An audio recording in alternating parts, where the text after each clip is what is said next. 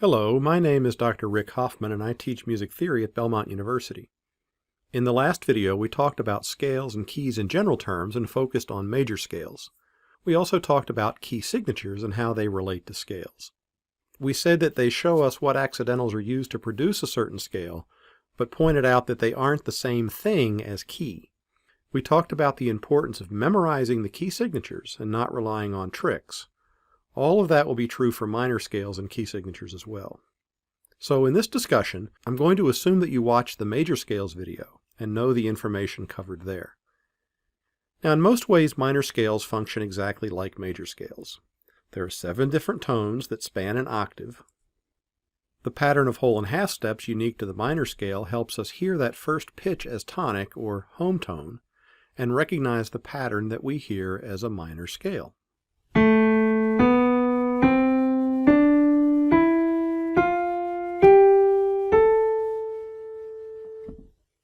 Here's the same pattern transposed to E minor, and here's the pattern transposed to D. We can also compare the minor scale to the major scale. Compared to major, the 3rd, 6th, and 7th scale degrees are lowered in minor. Here we see A major compared to A minor, and C major compared to C minor. Before we go on, let's check one bit of terminology. This symbol over the number 7 is called a caret. Sometimes in math or science it's called hat or roof. In music we use a caret over a number to indicate scale degree. So this symbol would be read as scale degree 7. In this video I'll use both scale degrees and solfege to refer to pitches in the scale.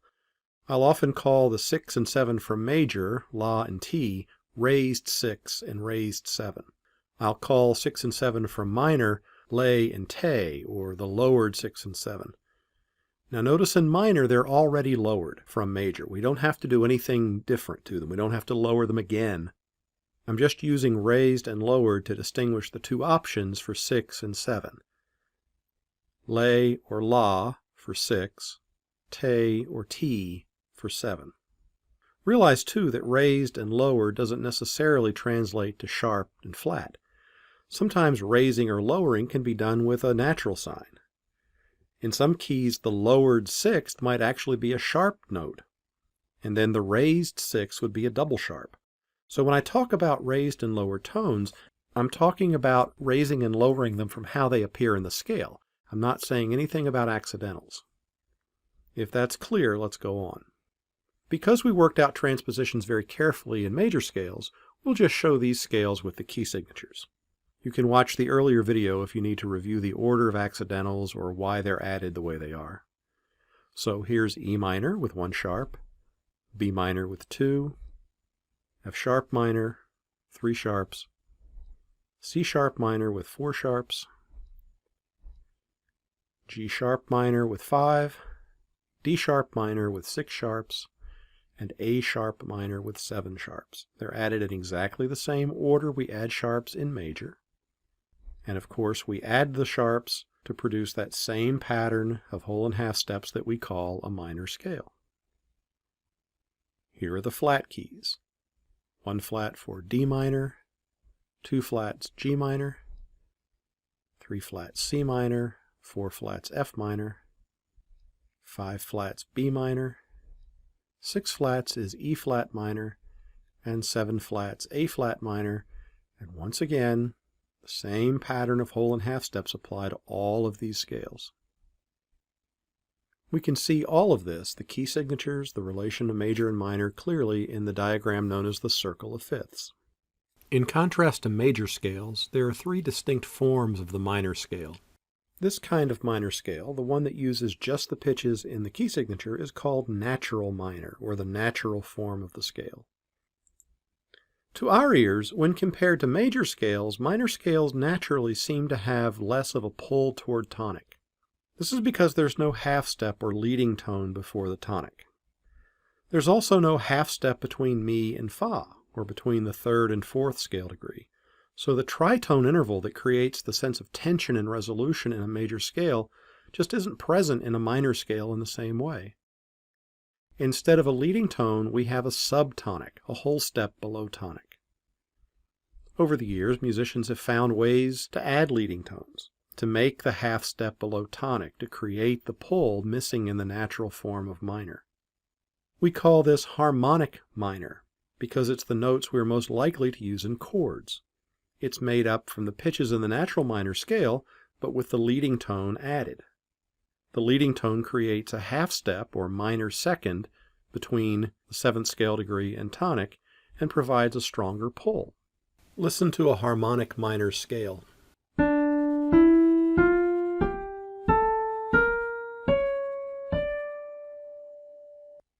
Most of the time, these are exactly the notes we need for music in a minor key.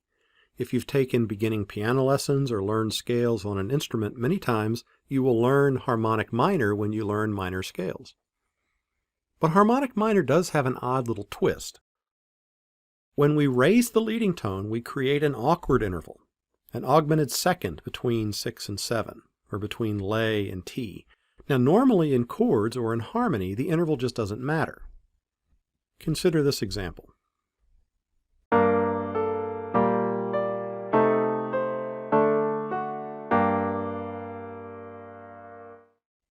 The 6th scale degree is E flat in the alto. The 7th scale degree, F sharp, is in the soprano. The fact that there's an augmented second between the two pitches simply doesn't matter. There's nothing awkward about it. The pitches are in different voices, so the interval is hidden in the harmony. The harmonic minor scale is a way of showing that we can have a lowered 6th in one chord and a raised 7 in another, and that's okay. But what if these two notes were in the same voice, like in a melody? Then it could be potentially difficult to sing, or at least it would sound odd, at least to our ears. For these situations, musicians began raising the 6th scale degree to fill in that gap, removing the augmented second. We call this form of the scale melodic minor. Listen to this melody in G minor.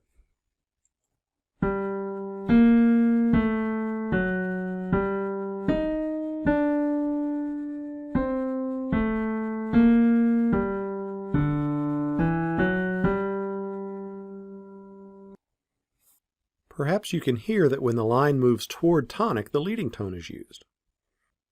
6 is in its natural form in the second measure. Since there's no gap to fill, then at the cadence the leading tone is raised as the line goes toward tonic, and 6 is raised to fill in what would be an awkward gap, the augmented second. Melodic minor is usually shown in both ascending and descending forms. All this says is, when we use the leading tone, we raise 6 to fill in the gap. When we don't use a leading tone, everything is just as it is in natural minor. We tend to use a leading tone when there's musical motion moving toward tonic, but when there's not, we don't. We use the lowered 6 and 7. Let's look at one more example, a hymn or a chorale by the German composer J.S. Bach.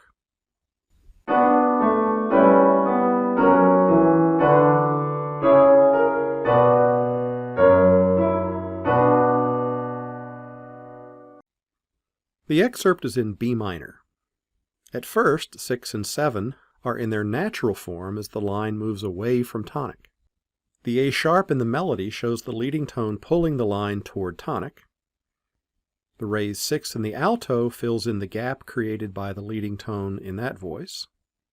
And then in the last measure, the 7th is raised in the alto as the music pulls toward tonic at the cadence. We write the scale to reflect these two options. The raised 6 and 7 create pull toward tonic. The lowered 6th and 7th are used when the music isn't moving toward tonic. And that lowered 6 and 7 are just part of the natural minor scale. The scale reflects these options. We can think of the minor scale as having two choices for 6 and two choices for 7. In natural minor, when we don't use a leading tone, we have a lowered 6th and a lowered 7. That produces a whole step between 7 and 8, and so there is no leading tone. Instead, we call the lowered 7 a subtonic. In harmonic minor, we can raise the 7 to create the leading tone. That puts a half step between 7 and 8, but it also creates an augmented second between 6 and 7. In harmony, that's not a problem, but in a melody, it might be a problem. And so we have melodic minor, which says, If you want to get rid of the gap, raise 6, and that fills in the gap. If there is no leading tone, when we're not moving toward tonic, we don't raise either 6 or 7. So melodic minor has raised 6 and 7 moving toward tonic, lowered 6 and 7 moving away from tonic. Let's see them one more time. Here's natural minor, harmonic minor, and melodic minor. Now let's practice some sample questions. Identify this scale. It's a D scale. D is tonic, and it's minor because of the F natural.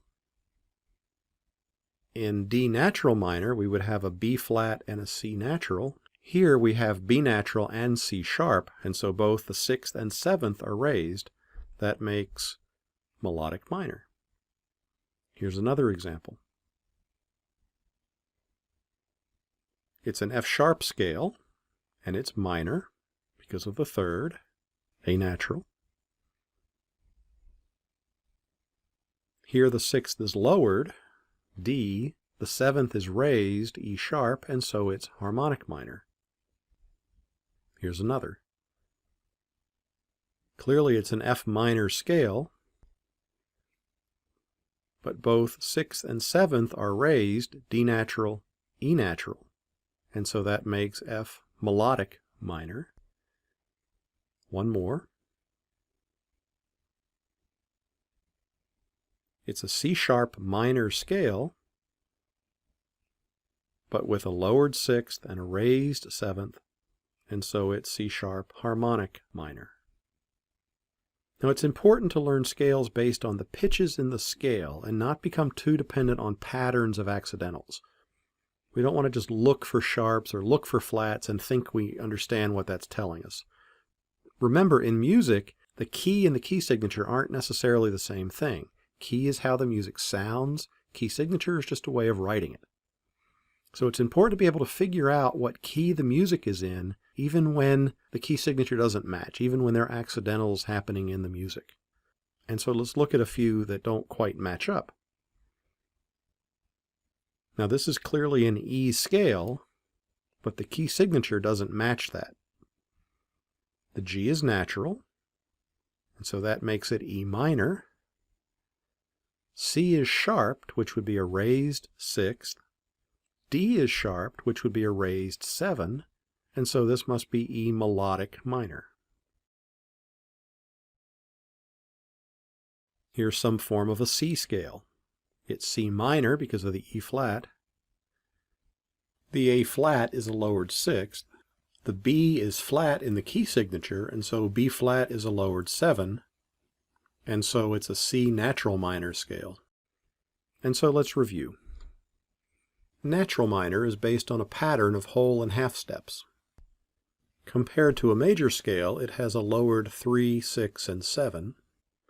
It's important to know the notes in the scale, and one of the easiest ways to do that is to memorize the key signatures. Harmonic minor starts with natural minor, but raises the 7th to create a leading tone. Melodic minor uses a leading tone, but then raises the 6th to fill in the gap. But when the music isn't moving toward tonic, melodic minor reminds us that 6th and 7th are lowered. And if we look at this in the broadest terms, in the minor scale there are 2 choices for 6 and 2 choices for 7. The leading tone creates pull to tonic, the subtonic does not, and we make a choice based on what's happening in the music. So that's our look at minor scales. I'm Dr. Rick Hoffman, and thank you for watching.